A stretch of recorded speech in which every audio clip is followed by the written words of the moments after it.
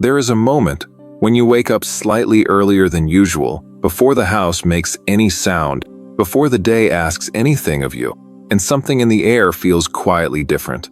Not alarming, just changed, like a window opened somewhere you cannot see. Many people are feeling this right now without knowing why. And there is a reason for that stillness, a reason connected to something much older than any of us.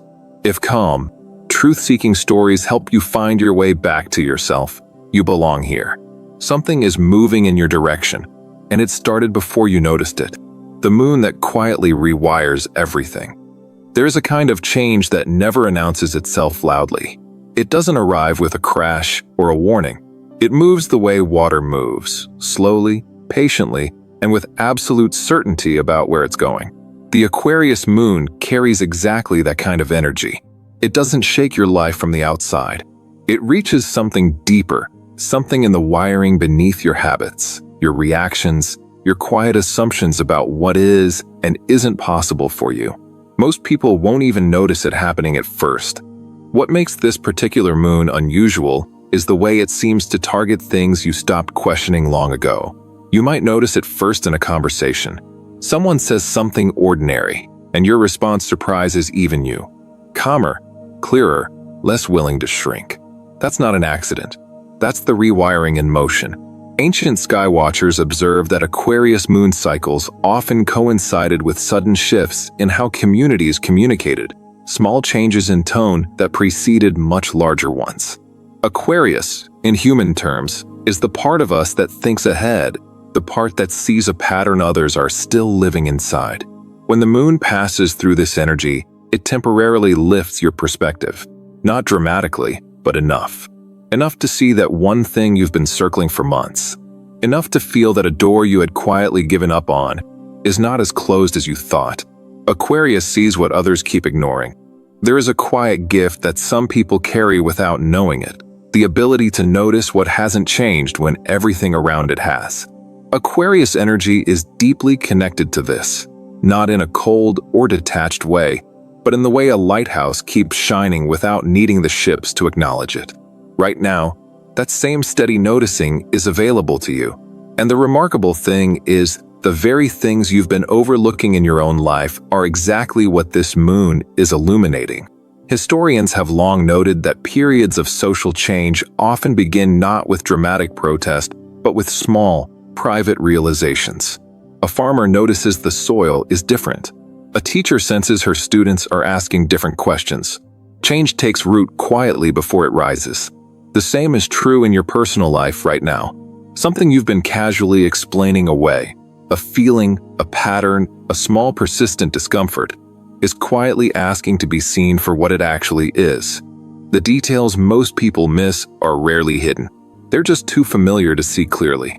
Like how you stop noticing the sound of a clock in the room until the ticking stops. This moon has a way of stopping the ticking, of creating a sudden quiet around the things you've tuned out. And in that quiet, some people feel a wave of something between recognition and relief. Not because anything dramatic has happened, but because something true has finally been allowed to be true. Pause for just a moment, wherever you are right now. Think of one thing in your life that has been quietly bothering you. Not urgently, not dramatically, just a low, steady hum beneath the surface. Now ask yourself honestly, have you been explaining it away? Just notice. No action needed. Just notice. Freedom arrives disguised as disruption. Freedom rarely feels the way people imagine it will. Most of us picture freedom as an open field, wide, bright, and peaceful. But the first moment of real freedom often feels more like a door swinging open too fast. You weren't holding the handle. You weren't ready. And the sudden rush of air feels more like alarm than relief. This is what so many people are feeling right now, and they're mistaking the feeling for something going wrong, when in truth, something is going very, very right. There's a specific behavior shift that happens when freedom arrives before a person has mentally prepared for it. They start tidying small things obsessively. They reorganize a drawer, rearrange their schedule, call someone they haven't spoken to in months. Psychologists call it anchoring. The mind scrambling for something stable while the larger landscape shifts. If you've been oddly busy with small tasks lately, if you've been unusually restless without clear cause, you may be in the middle of exactly this transition. And what comes next is the part worth staying for. The disruption is not the story.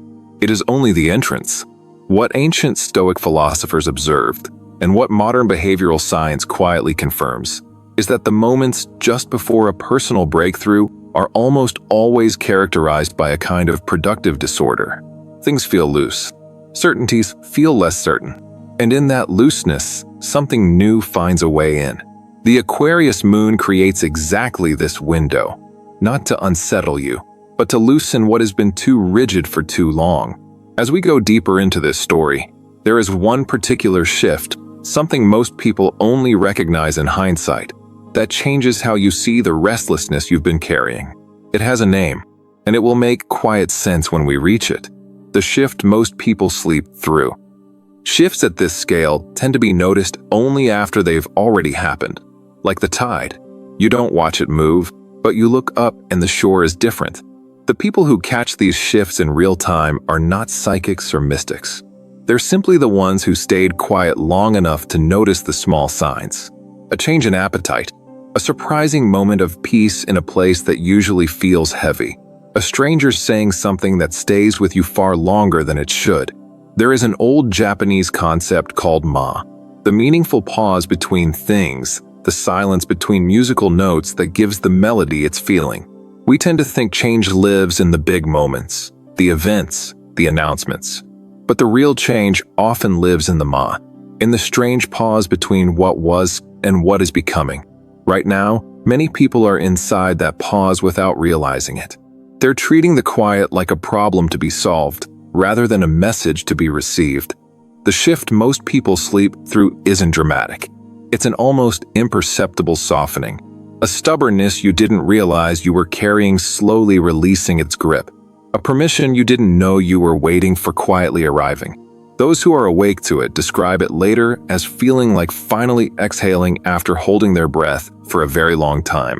You may not feel it fully yet, but the fact that you're here, listening to this, suggests that some part of you has already felt the first breath moving. Why this week feels strangely different. You've had weeks that were objectively harder than this one. Weeks with real crises, real losses, real weight. And yet this particular week carries a quality those heavier weeks didn't. Something that is harder to name. A thickness in the air. A sense that the usual rules of how days pass are slightly suspended. This is not imagination. And it's not anxiety playing tricks.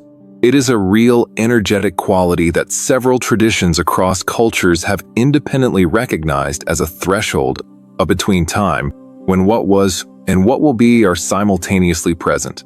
Anthropologists studying indigenous calendars found something remarkable.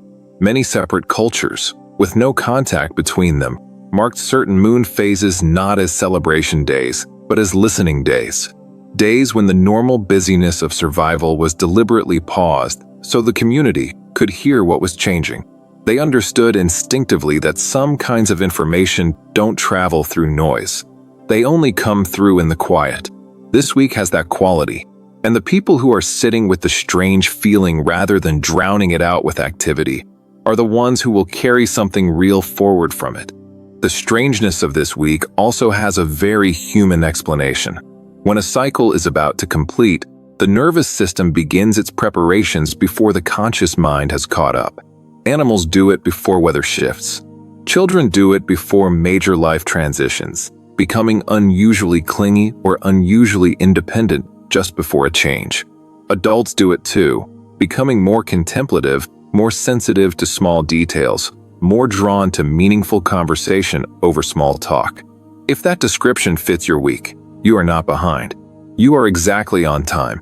Your body already sensed this coming. Long before the mind forms a thought about change, the body has already begun adjusting. This is not metaphor. It is biology. The nervous system operates on a faster, older frequency than language does. It detects shifts in relational fields, in environmental patterns, in the unspoken emotional weather of a home or a workplace, and it responds before any of that becomes a conscious thought. You might have noticed unusual sleep patterns this week. waking between 2 and 4 in the morning, not with worry, but with a strange, alert stillness. That is your body tuning itself to a new frequency. Some people notice changes in their appetite during transitional periods. Not hunger exactly, but a pickiness, a sudden disinterest in foods they normally enjoy, a craving for simpler things. Warm broths, plain bread, quiet flavors. This is the body in a kind of internal housekeeping mode, conserving energy, simplifying its inputs, preparing its resources for something it senses is coming. Others notice heightened sensitivity to sound or light, or an unusual gentleness toward strangers. All of these are signals from a system far older and wiser than our calendar awareness. The body keeps a record that the mind often argues with.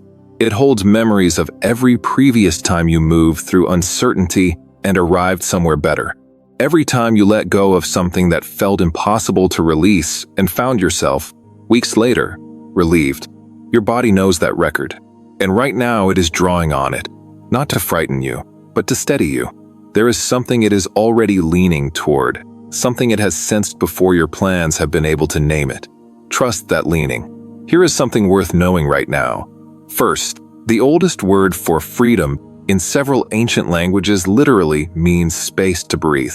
Second, the average person experiences their most significant life realizations not during major events, but in the quiet days just after them.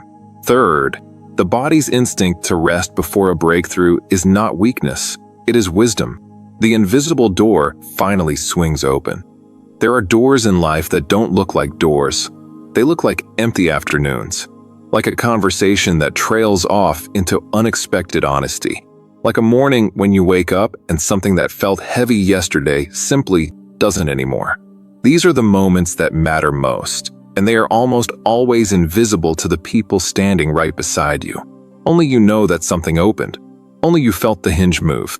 The Aquarius Moon has a particular gift for making these invisible doors appear to those who've been walking toward them long enough. In folklore across many cultures, there is a recurring image of the threshold guardian, not a fearsome creature, but a quiet test. A moment of uncertainty placed right before the entrance to something new. The test is never about strength. It's always about willingness. Are you willing to step forward without complete certainty? Are you willing to accept that the door doesn't come with a description of the room beyond it? Most people who stop at thresholds don't stop out of fear. They stop because they're still waiting for a guarantee that no door has ever come with. The invisible door doesn't announce itself with fanfare. It opens in the middle of an ordinary day, while you are washing dishes or sitting in quiet traffic or folding laundry. A thought arrives that feels less like a thought and more like a recognition. Asterisk-o, this is what was waiting. Asterisk, and suddenly the last several months of strange restlessness rearrange themselves into a map that makes complete sense. You weren't lost. You were approaching. And now, for those who have stayed patient enough to reach this moment, the room beyond the door is beginning to take shape.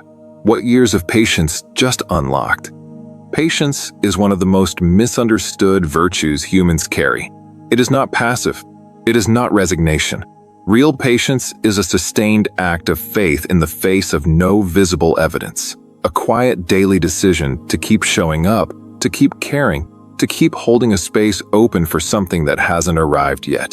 The people who have been practicing that kind of patience, not the comfortable waiting, but the real kind, the kind that required them to keep choosing hope on days when hope felt irrational, are the ones standing at a remarkable door right now. There's a phenomenon in natural systems called slow variables. In ecology, these are the underlying conditions, soil quality, water temperature, root depth, that change so gradually they're almost invisible until suddenly the entire visible landscape shifts in response to them. What you've been building through years of quiet effort is a slow variable. It doesn't show up in your day-to-day experience, but it has been accumulating beneath the surface with absolute faithfulness. And the shift you're beginning to feel now is the visible landscape finally catching up to what has been quietly growing underground. Patience has a physical signature that most people don't recognize. It lives in the way someone speaks about old dreams without bitterness, in the way they still make tea carefully, still notice small beautiful things, still laugh easily, despite having waited for something for a very long time. If that is you, if you have kept your tenderness intact through a long period of quiet and uncertainty, then what is unlocking right now was designed specifically for people like you. Not as reward exactly, more like a natural arrival. The season turning the way seasons always do for those who never stopped believing in them. The quiet before everything clicks into place. Before a mosaic becomes clear, you are just looking at fragments. Pieces of colored glass arranged in a pattern you cannot yet read from where you're standing. This is the nature of the quiet before clarity arrives. It is not emptiness. It is not stagnation. It is the last moment before the whole image resolves.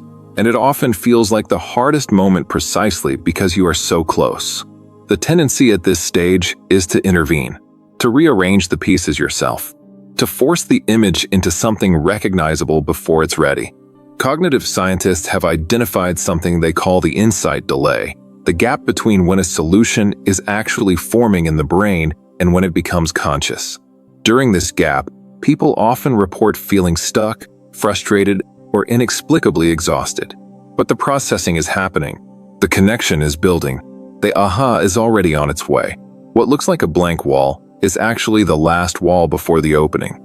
The Aquarius Moon energy is particularly connected to these insight delays.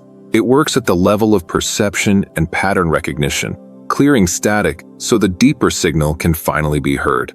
The quiet before everything clicks is rarely comfortable, but it has a specific texture that, once you've felt it before, you begin to recognize.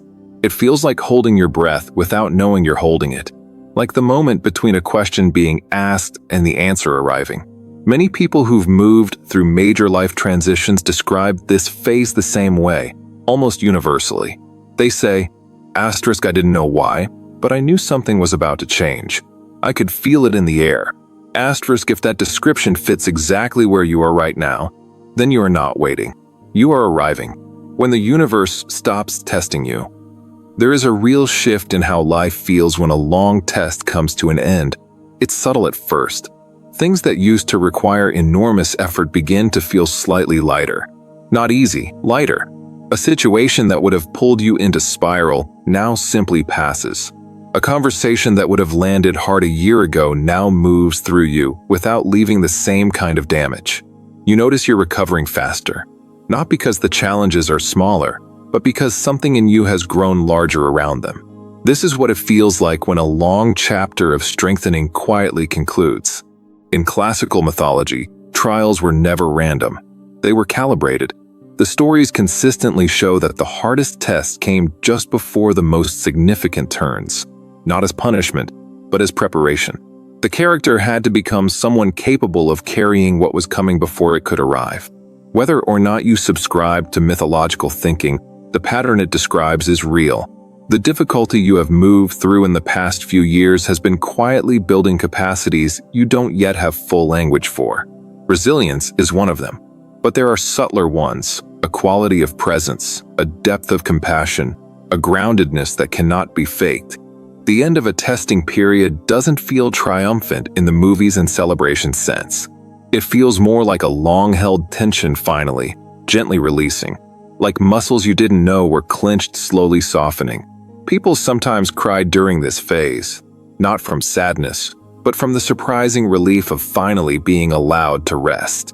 If you have felt unusual emotion lately, quiet tears during ordinary moments, a tenderness that surfaces without obvious cause, this may be exactly what is moving through you. Something old is finishing, and the space it leaves behind is not empty. It is clean, the reward hidden inside the restlessness. Restlessness has a poor reputation. It gets treated as impatience, as anxiety, as something to be managed or medicated away. But there is a specific kind of restlessness that is not a symptom of something wrong. It is a signal of something right, a sign that a part of you has outgrown its current container and is pressing gently but persistently against the walls. This is the restlessness of a seed before it breaks open, of a river that has been dammed and is remembering how it felt to move. And within it, hidden beneath the discomfort, is something that only becomes visible when you stop trying to quiet it. Psychologist Rollo May once wrote that creativity and anxiety share a common root, the experience of reaching towards something not yet real. The same tension that causes discomfort is the tension that produces growth, art, insight, and change. The restlessness you have been feeling is not a problem to solve. It is an energy to direct.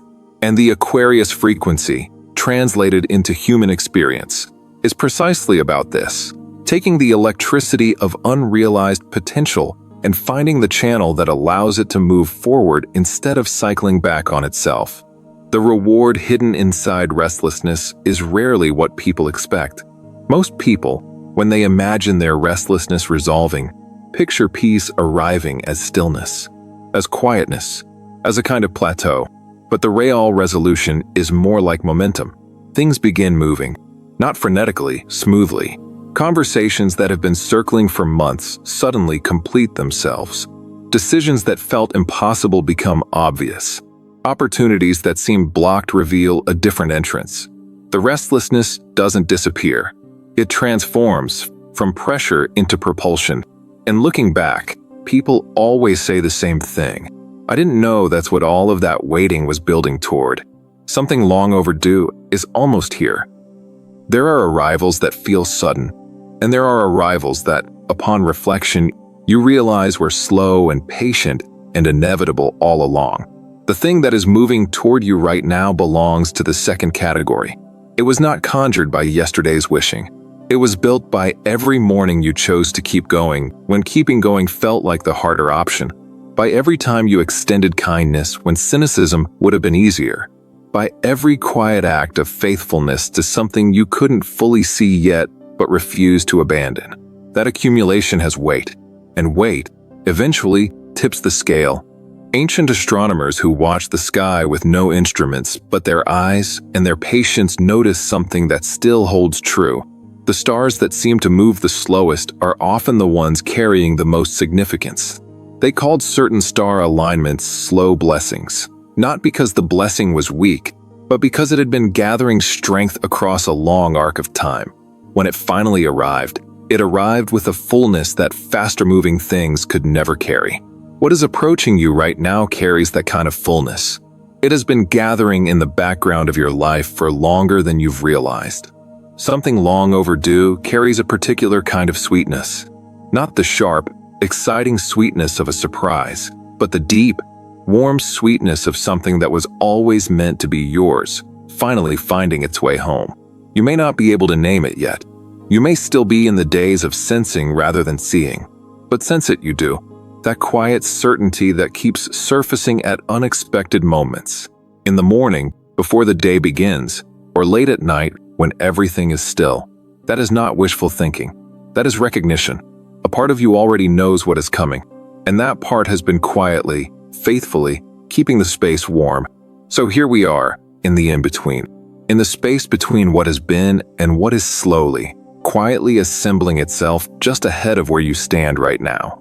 There is nothing you need to force tonight, nothing you need to figure out before morning. The things that are meant for you are not waiting for you to be perfect, or certain, or completely ready. They are waiting for you to simply remain open. Some of the most profound changes in a life don't arrive with announcement. They slip in on ordinary afternoons. They arrive in a phone call, a quiet decision, an unexpected ease. They come through a door that looked like any other door until suddenly it wasn't. You have been patient. You have been faithful to things that mattered even when they were hard. And there is something in the way the air feels right now, something you can't quite name but also cannot deny, that suggests the longest part of the waiting may finally be drawing to a close. Not with a crash, not with drama, but with the gentle, certain feeling of a tide that has been out for a very long time, beginning, at last, to come back in.